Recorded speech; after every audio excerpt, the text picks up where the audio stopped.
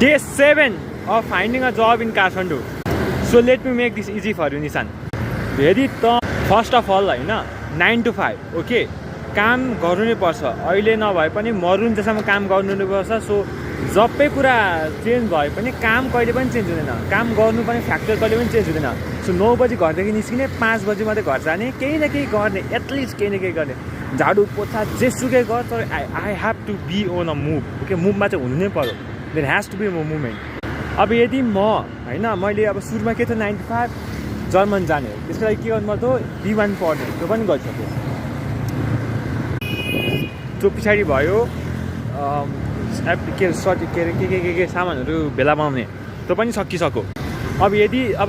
सबैभन्दा नेचुरल दुईवटा अप्सन थियो कि त म काठमाडौँबाट घर जाने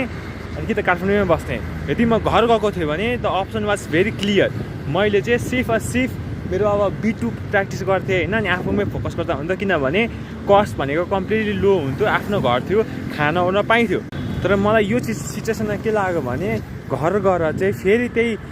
रुटिन रिपिट गर्नुभन्दा चाहिँ काठमाडौँमा स्ट्रगल गऱ्यो भने that will be more beneficial for me भनेपछि काठमाडौँमा बस्ने भन्ने बित्तिकै 9 to 5 B2 जर्मन हुँदैन 9 to 5 भनेको अब यो वेटिङ पिरियडभरिमा I have to find a job किनभने भोकमरीले मरिन्छ नत्र भए होइन सो लिभस जब जति दिन भयो यहाँनिर घुम्न गरेको त्यति नै भयो मैले जब खोजेको सो आजदेखि अझै म सिरियस भएर जब खोज्दैछु सो यसरी मैले के आफ्नो सिभी बनाएको छु होइन application for a German teacher so म जबहरूको लागि एप्लाई गर्छु एटलिस्ट भएर त्यही काठमाडौँको सबै जर्मन कन्सल्टेन्सीमा एप्लाई गर्दाखेरि पनि उनीहरूले जब दिएनन् भने I have to go to the next option के अप्सन बट हतार नगर ओके हातुस हुनु परेन जबको लागि हातुस हुनु परेन नि त मसँग एटलिस्ट अर्को नेक्स्ट मन्थको त लिभिङ एक्सपेन्सेस छँदैछ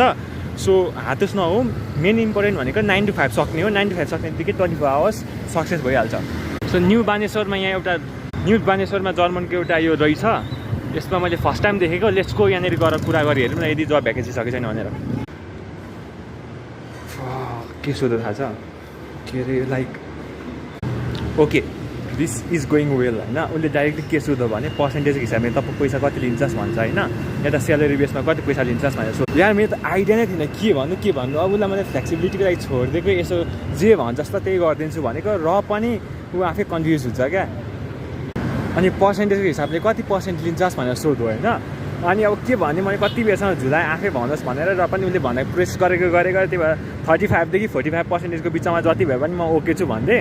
अनि स्यालेरी कति भनेर सोधेँ त स्यालेरी खल्लीबल्ली मैले भन्दै भनिनँ स्यालेरी या यसको एन्सर फाइन गर्नुपर्ने भयो के भन्दा ठिक हुन्छ